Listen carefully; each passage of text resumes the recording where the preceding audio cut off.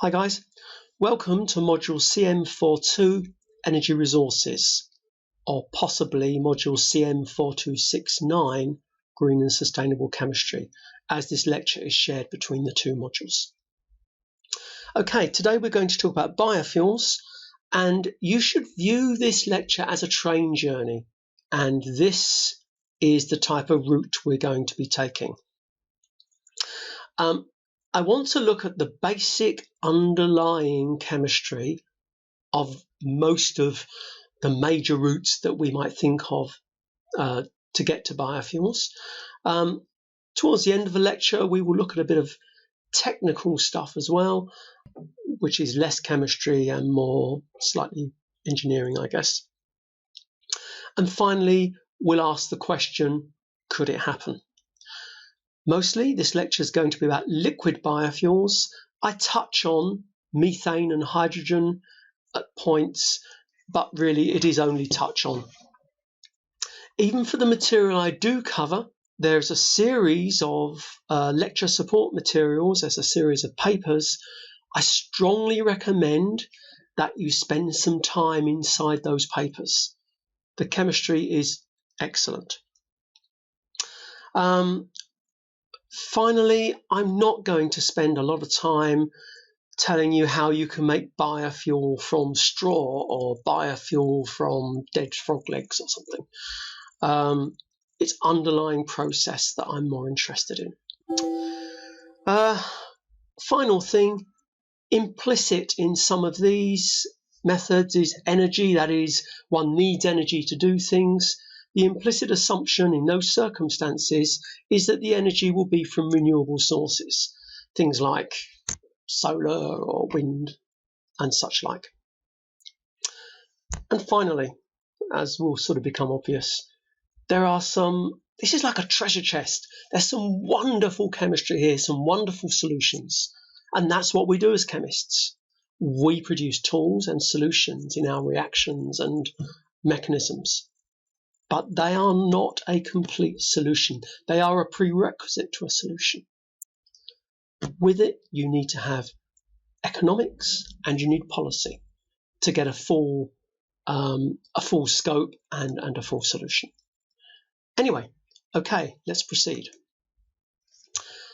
So we'll start with a quote. Not all biofuels are the same. That sounds obvious, I guess.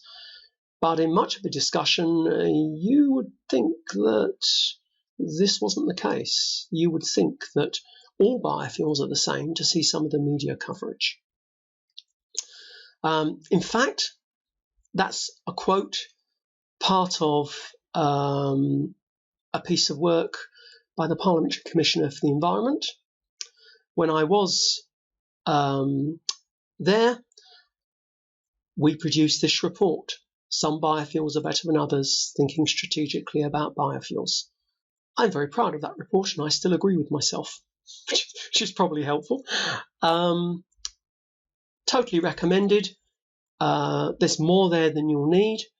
The website is here, and the main report will be in the lecture support materials. There are other reports that support the report work we had done, and that's all available on the PCE website.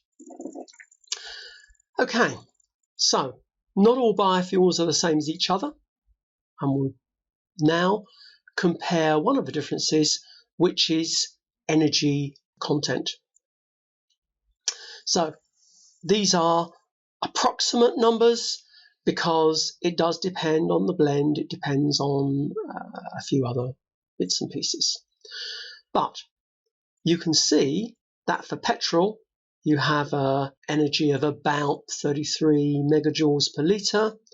And for the biofuel equivalent, which is ethanol, is 20 megajoules per litre. So there's a big difference here in the amount of energy that you get out of a litre of fuel. And clearly, our fossil fuels, love them or hate them, they are good fuels. They are energy rich. If we look at diesel, which is the other main class of fuel, about 38 megajoules per litre, and you can see the two biodiesel relatives are both contain less energy than the fossil diesel, and kerosene's about 33.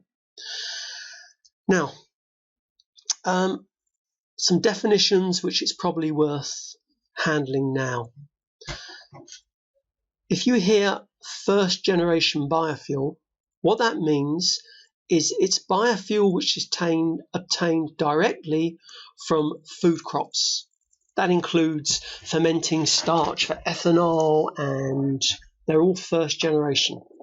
And we won't talk too much about it now, but the fact you're using food to make biofuel actually is an issue. Second generation biofuels, some of them can be apparently the same substance, but that's where you're not using food crops to make the biofuel. So wood, waste, things like that.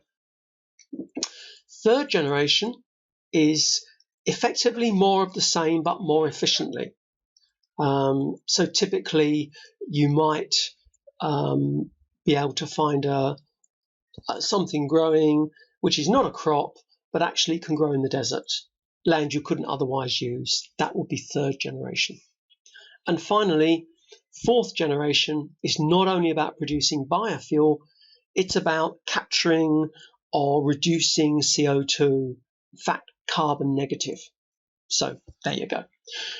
Looking at this list here, you might think, kerosene. Actually, to give you an example, Air New Zealand now run all of their aircraft on a biofuel. It's actually a Catropha berry. Well, there are a number of types actually. And a number of airlines are now using biofuel for their planes, which I hope is a comforting thought for when you fly. Okay, so not all biofuels are the same. They are different from each other, and they're different from their fossil relatives. So let's go ahead and first of all look, dare I say, at the relatives, at the fossil relatives. And these are just some definitions of the things that we call diesel and petrol, and some of the stuff that we call biodiesel and other things. And you can see in composition and chemistry terms, they are really quite different. So things like diesel, they're a distilled crude fraction between those temperature ranges, typically C8 to 21. Whereas biodiesel is actually the one I've chosen. I could have chosen more, but the older one, I suppose, the original biodiesel, is fatty acid methyl ester. It's C12 to C22. Maybe 90% C16 to C18. And each of these fuels, certainly the fossil fuels, have particular specifications that engineers have built into engines and things like that. And this is important, as we'll find out in a moment. But some of the differences are maybe not obvious. So the sort of ones that maybe are not obvious, and let's take the diesels and biodiesels as examples, but it applies to all, because these are different mixtures that maybe look the same, but maybe their freezing points are different. So if you're using a standard certification of diesel, maybe it freezes at -15, so it's okay, you can use it in the Arctic.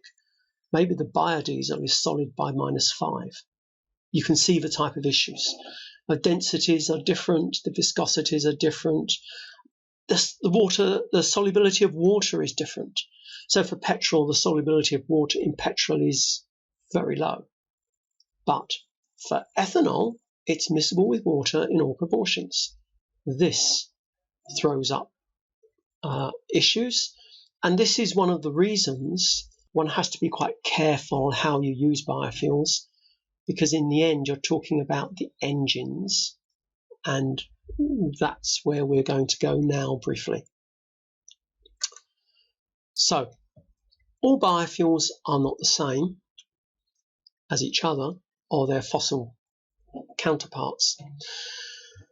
There are two main messages from this slide.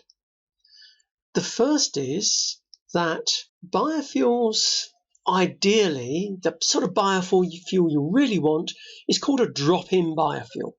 That means you can literally roll up at the factory with your car, lorry, whatever, fill it up at the factory and drive off. Now, there are some types of biofuel that you can do that with, but that's not most of them. Mostly, one actually needs to have a standard blend. And again, this is totally actually due to something called engine guarantees. Last year, we made 60 million new cars in the world. Although the components of cars, different parts, are becoming more expensive, actually, the engine is still one of the major components. And it costs an awful lot of money if a company like Toyota or Renault have to recall, I don't know, talk about Horizon years 1989 to 1991 is recalled for a major engine defect. That's the sort of thing that you don't want to be doing if you're a car manufacturer, which means engines are very exhaustively tested and there are specifications for what fuel you can burn in them.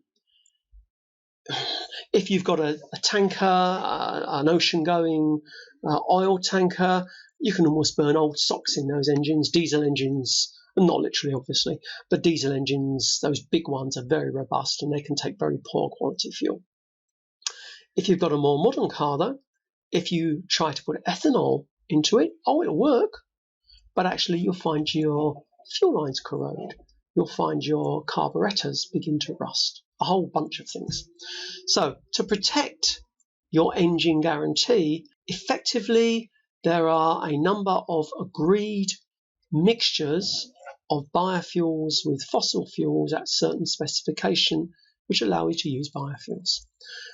So for trucks, tractors, trains, boats, boilers, you've got the B20 diesel, which is 80% petroleum diesel, 20% biodiesel, or B99 diesel, which is 99% biodiesel and 1% petroleum. And obviously the standard of this biodiesel is much higher than the biodiesel we're talking about here. Each of these have certified specifications. Or for jet aircraft, there's a 50-50 aviation biofuel. So the black again is the petroleum aviation fuel. If we look at other types of blends, so if you have a petrol car, then actually you can buy E10, 10% ethanol, 90% petrol. And there are other specifications here, diesel and biodiesel. Now, there is one important thing we need to just bear in mind. If you think about the way the economy works, diesel is the thing which powers the economy. It's the thing that drives the lorries, that drives the ships, that drives pretty much everything to move goods and services around. Petrol is, if you like, the domestic fuel. It's what we have in our cars. It's not as economically important as diesel. And we'll come back to that later. Okay, I think we've done enough introduction. Let's now get into the lecture. And we'll start with the first of our biofuels, fatty acid methyl ester. Now, this diagram shows you, if you like, traditional fossil fuel diesel, or one of the component molecules of that substance, because it's a mixture, and FAME biodiesel. And you can see, of course, the difference is that one is an alkane and the other is a methyl ester. So the chemistry is old. You will know this from when you started learning chemistry probably. We have triglycerides, which can be fats, vegetable oils. If it's first generation, it'll be one of those. If it's second generation, it'll be waste oil or some other plant oil. And you're reacting that with methanol with a base, usually KOH or NOH. And of course, you remember that methanol will lose a hydrogen to become methoxide, which will then a nucleophilic attack on the carbonyl carbons, and you end up with glycerol. You end up with 3 molecules of effectively your biodiesel, your FAME. Old chemistry, but in terms of biodiesel, probably still the most widely used method to make a biodiesel. And environmentally, if it's not made from food, it's actually reasonably friendly. One of the indicators you might use to look at how environmentally friendly something is how much waste it produces. And effectively, if you look at EF, which is the, let's call it the environmental factor, it's the ratio of the mass of waste divided by the mass of products, and the best value you can get is 0. And because glycerol is a useful product, everything here is product, which means that EF is 0 or very close to 0. A very nice example of a very environmentally friendly process. What we're going to do now is briefly have a look at the stages, if you like, the more engineering part of the journey from triglycerides to nice, clear biodiesel here. And I'm not going to spend time here. You can look at it yourself. First of all, you remove the water vapor and the solids that might be there. Then you remove the glycerol backbone. You add your potassium hydroxide or sodium hydroxide and your methanol, and you add your methanol, and off it goes. These are little diagrams for an automatic system to make biofuel. Okay, let's go on to more interesting chemistry now. What I'd like to do is to go on to the Fischer-Tropsch reaction, which you may well have met, I'm not sure, but the major route before you can use Fischer-Tropsch is to have synthesis gas or Syngas. As Mrs. Beaton once said about a recipe for jugged hare, first catch your hare. So let's just remind you, and again, this first part is almost Victorian chemistry. Let's remind you of what syngas is and how you make it. Bear in mind that synthesis gas is the building block for a chemical industry. It used to be, I don't know about Singapore actually, but certainly in the UK and Australia and New Zealand, syngas was piped to houses and called town gas, and people cooked on it. Of course, if you look at the composition of this syngas or town gas, you can see carbon monoxide in here, which is where the expression comes from, put your head in a gas oven. It's one method that people use to commit suicide. And of course, they could die of carbon monoxide poisoning. With modern gas cookers, of course, we use methane, natural gas, and it's not possible to be poisoned because there is no carbon monoxide there. However, it isn't oxygen, so it's not going to do any good. Okay, so we'll first look at the water-gas reaction, which is the reaction you use to make syngas. And there are a couple of variants. You can either react water with carbon at high temperature to get carbon dioxide and hydrogen, or you can react water and methane, burn them together to get carbon dioxide and hydrogen. Now, obviously, these two variants differ in how rich in hydrogen they happen to be. For both these cases where you've used the water-gas reaction, you then need to do a shift reaction to increase the amount of hydrogen.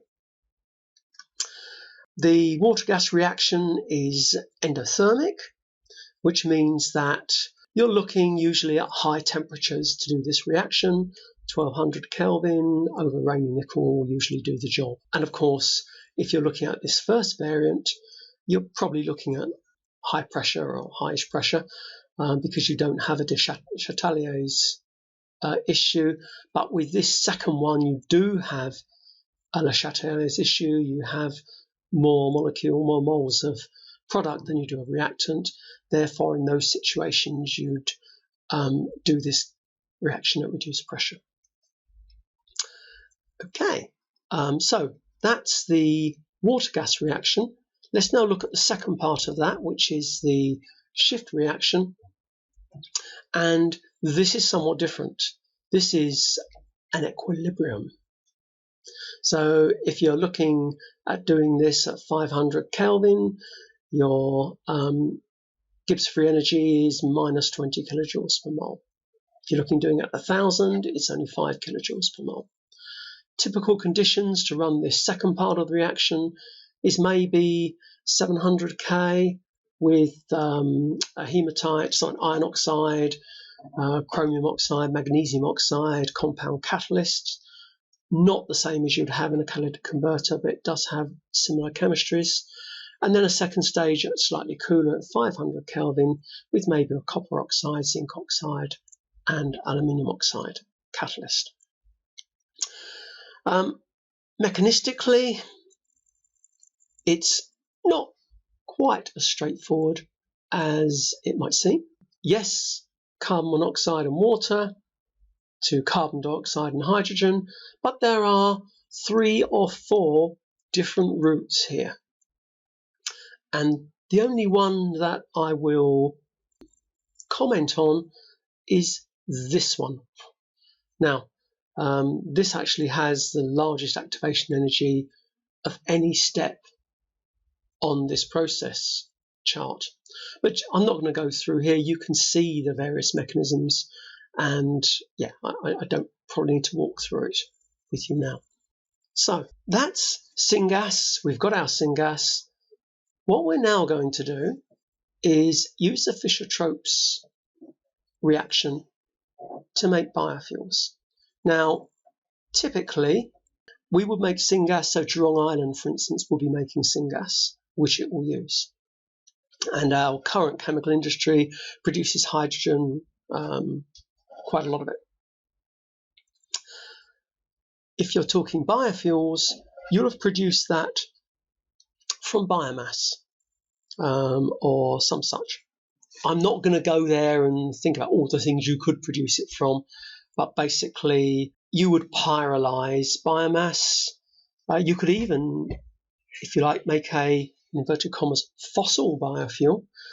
If you take very poor quality fossil fuel, let's take lignite, maybe 30% carbon, it's a very low grade coal, almost closer to peat than coal. If you pyrolyze that rather than burn it, which means you heat it under reduced oxygen, you'll get carbon monoxide rather, out of that, and hydrogen. So you could then go on and use the system we're about to talk about now, the Fischer-Tropsch system, to make a biofuel which would have considerably more energy than the original lignite. Equally, from biofuels, you could do the same thing. Anyway, so with that caveat on the source of the carbon you put in, let's think about the reaction. Effectively, what you are doing is you are adding hydrogen to carbon monoxide and getting a hydrocarbon plus water. If we think about the stages of this and the early Fischer-Tropsch, effectively, unless you take quite careful precautions, the hydrocarbon you end up with is methane. The modern catalyst for this is ruthenium nanoparticles, and you'd use it in a fluidized bed reactor. The trick to this reaction, and actually I want you to remember this because later on we're going to be looking at the electrochemical reduction of carbon dioxide, and it's similar. But the trick is you have to have on the surface of the catalyst an opportunity for the carbon atoms to build up in concentration so that then they can react with each other to form the longer chains. What's used now is nano-size particle of ruthenium such that you can have what are called open corners. I'll show you how this works. Nanoparticles are wonderful catalysts because there are quantum effects that make them react in ways which might not be immediately apparent, and certainly not apparent in the bulk material. Anyway, if this technology works, what I hope you're going to see now is this. This animation shows the fate of carbon atoms on different types of ruthenium nanoparticles. Dihydrogen decomposes rapidly. However, on a dense planar surface, carbon monoxide decomposes slowly into carbon and oxygen. Since there is a low concentration of free carbon atoms, methane and water are the only products.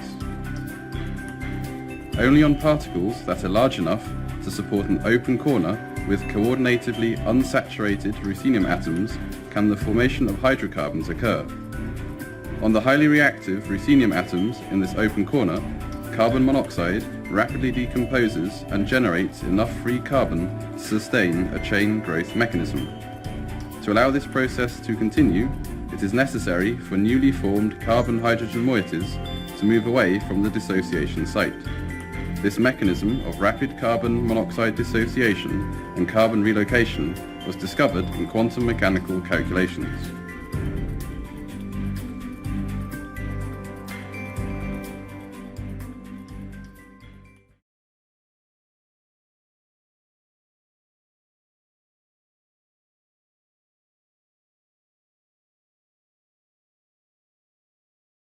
This animation shows the fate of carbon atoms on different types of ruthenium nanoparticles.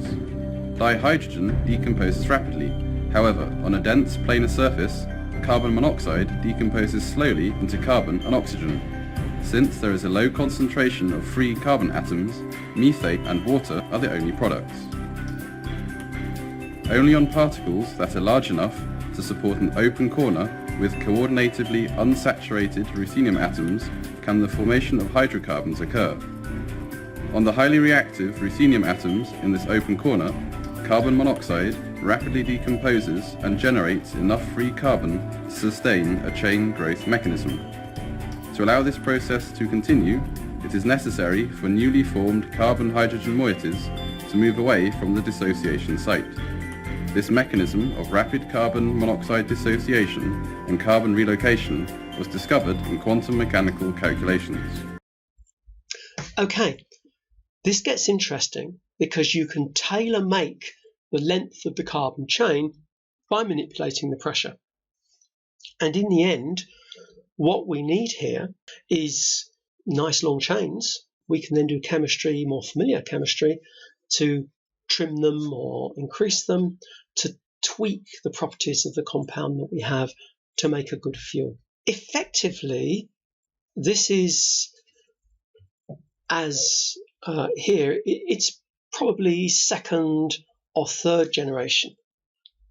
If you could use carbon dioxide from the atmosphere and reduce it to carbon monoxide and then run it through this system, then you're getting into fourth generation, which remember means that actually not only are you making biofuel, you're reducing carbon dioxide, because clearly carbon monoxide is now a good route to organic compounds. And we'll move on into there now. Okay, it's a train journey, and a time check is we're just coming into hydrocarbons from carbon dioxide station. So effectively now we're into fourth generation biofuels. Right, now we're going to take a slight aside. I hate to push the pun too far, but the train's about to go up a siding and a lesser used part track.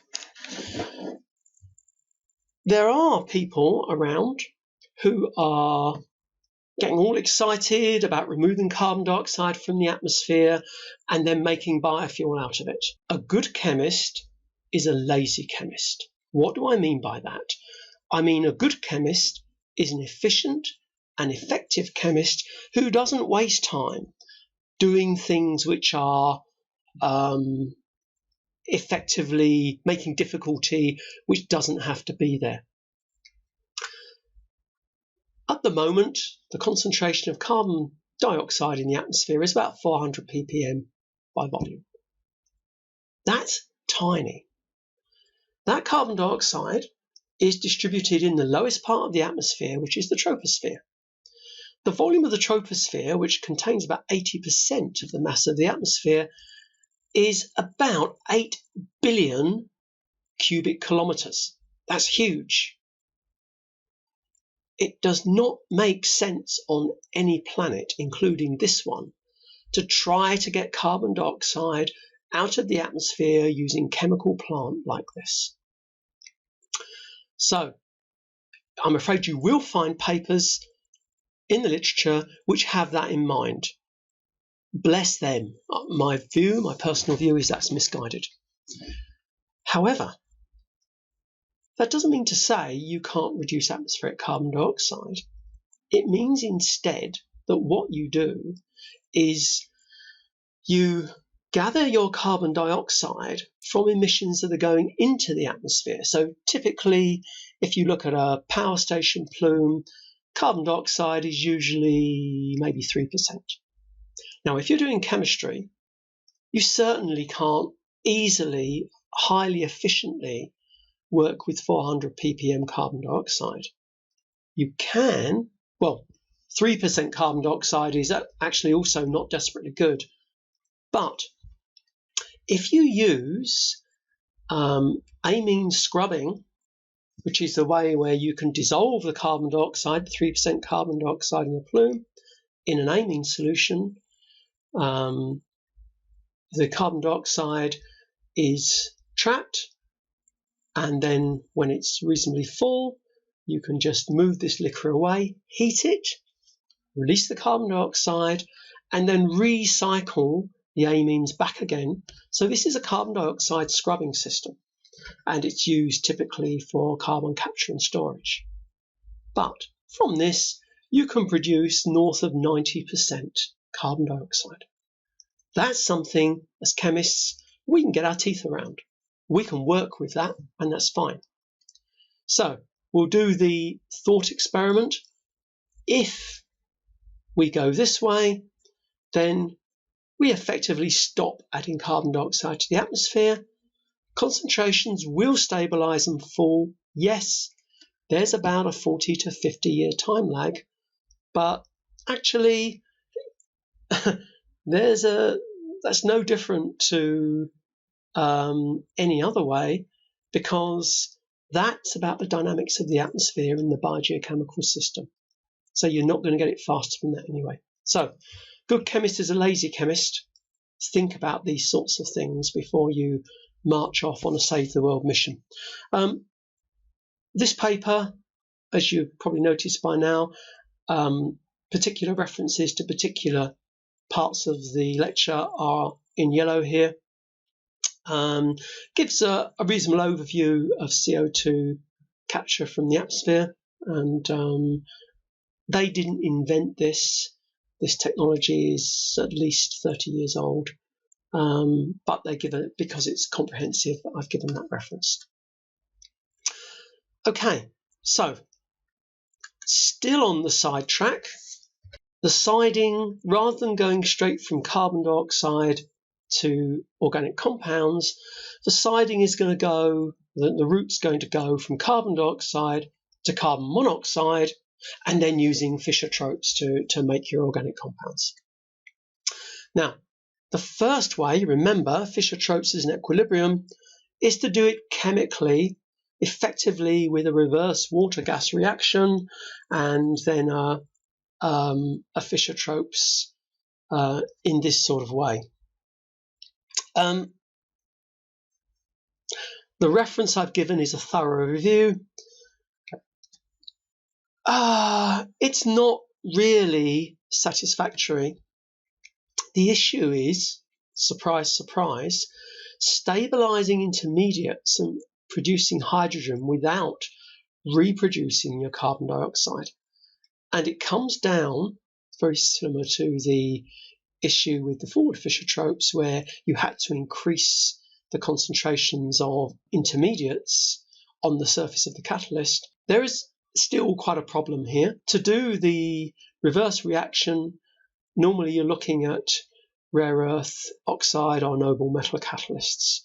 So this is 2016, that's this year, and this review basically comes to the conclusion, at the moment, there's a lot of problems here. I'm sure they're not insoluble problems, but again, for me, this is a siding. Why go through carbon monoxide if you can go directly? But anyway, let's continue. And we begin to get more interesting now. There are two more sidings, if you will. One is the photochemical reduction of carbon dioxide, photoelectrochemical reduction of carbon dioxide to carbon monoxide. Now, there are a series of problems with electrochemical reduction of carbon dioxide. Effectively, it's not very thermodynamically reversible. It's not very thermodynamically efficient. And in those situations, you have to apply a very high potential, it's called an overpotential, to force the reaction to proceed. You get effectively low current efficiency. The cathode materials are expensive, and the cathode surfaces are usually not very stable. Some progress, yes, but only some progress. Now, in one sense, photoelectrochemical reduction helps some of those problems, but unfortunately gives you other problems. If you illuminate a p-type semiconductor, and gallium arsenide is a good one, effectively it can reduce your potentials at which you can yield electrons. Because what actually happens is that you get electrons coming from the band gap because the conduction band and the particular conduction band actually bends, and valence band as well. You get band bending, which can lower the energy of the electron, and these electrons are coming within the band gap anyway. So, in one sense, that seems like a brilliant idea, and it is a good idea. But there are a slightly different set of problems with this. Now, these reactions are quite kinetically slow. So again, you end up with large overpotentials for a different reason, to get reasonably large currents. And of course, you're competing now with hydrogen. So yes, this is a step forward, but I suspect it's a step forward into a blind alley, or at least at the moment that appears to be the way. However, electrochemical reduction, despite its problems, is something we're going to pursue a bit further. Clearly, it's going to be more efficient to go from carbon dioxide direct to hydrocarbons. And as we just talked, actually the issues are stability of the catalyst, expensive materials, etc., etc. Now, we work in this university, in this department, and you are aware that we are a world-class university, and it gives me very great pleasure to say that one of my colleagues and his group, Dr. Jason Yeo, they are at the forefront of this area, and it's actually their work I'm going to present now.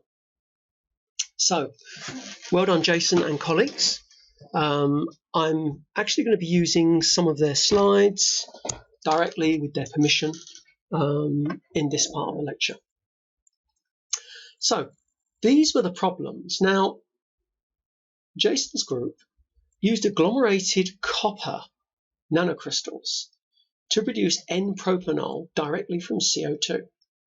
Now, it turns out if you use unagglomerated nanoparticles, you do get hydrocarbons, but you get effectively methane, C1 products.